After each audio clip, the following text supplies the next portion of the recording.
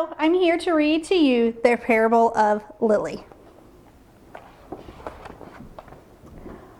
One wintry day, the farmer's young daughter shuffled through the snow, headed for the mailbox at the end of the lane. Brr, it was cold. She peered into the box and found a small white envelope. Surprise, it was addressed to her. Dear Maggie, the letter began, I'm sending a very special gift just for you. Look for it soon. Maggie loved getting presents, especially a gift as mysterious as this one. When would it come? Who was it from? What would it be? The farmer's daughter waited and waited, some days patiently, some days not so patiently. Then one very ordinary afternoon, a box appeared on the doorstep. The gift had arrived. The farmer watched as his daughter excitedly tore off the wrapping paper. He was eager to see what she thought of her present. But Maggie didn't say a word. She just stared at the small wooden crate full of dirt. Dirt was not all as what Maggie had hoped for. Poking out of the soil was a small piece of paper that told Maggie how to care for her gift. Hide in a cool, dark place. Water as needed. When spring comes, bring into the light.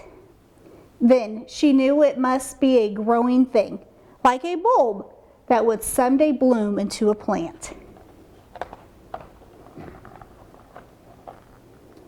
Oh dear, her long-awaited gift wasn't a toy or a doll or a game after all. The farmer could see that his daughter was very disappointed. His heart grew sad. The gift was from him.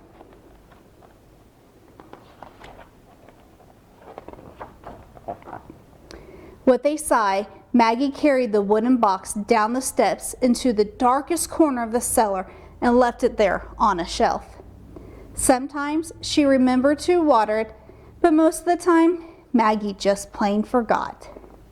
Then the farmer did not forget. He just waited and he watched.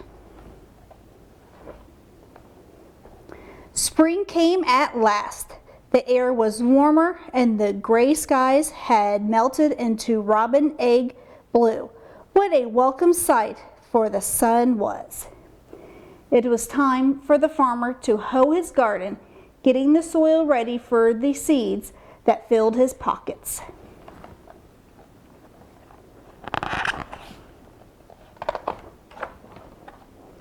Maggie went to help, so she marched down the cellar steps to get her own Maggie-sized gardening tools. That's when it happened. Searching for her toolbox in the darkest corner of the cellar, Maggie knocked the forgotten crate of dirt off the shelf. Crash! The crate splattered into pieces. Soil was everywhere, and the flower bulb that rolled to her feet showed no sign of life.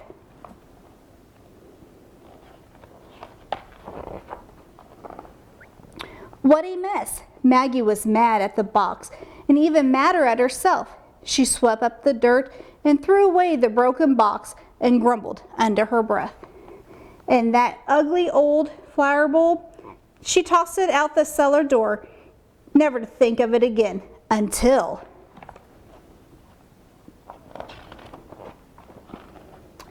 Maggie woke up early that unusual Easter morning. A warm breeze blew through her window, and the chirping birds seemed to call her name.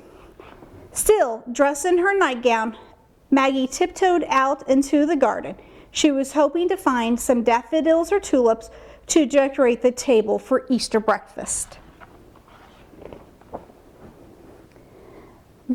That's when she saw it. The loveliest lily that God ever made was blooming on the edge of her father's flower garden. Its white petals unfolded like a trumpet. Its leaves were green with new life.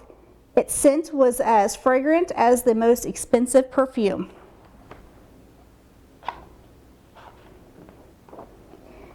Maggie knew all at once what had happened.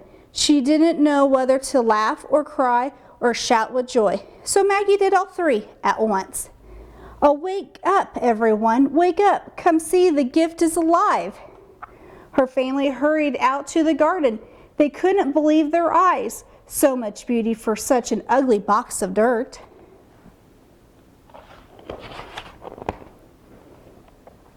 Maggie noticed the farmer standing in the doorway, quietly watching. His smile gave away his secret. "Father, it was you who gave me the lily," Maggie squealed with delight. Suddenly, her little girl smile began to fade. Oh dear, she'd thrown away her father's gift without so much as a thank you. How that must have hurt him. "I'm sorry, Daddy," she said, putting her little arms around his big waist. "Will you forgive me?" "Oh, my child," the farmer whispered, hugging her tight. "That's what Easter is all about." The end.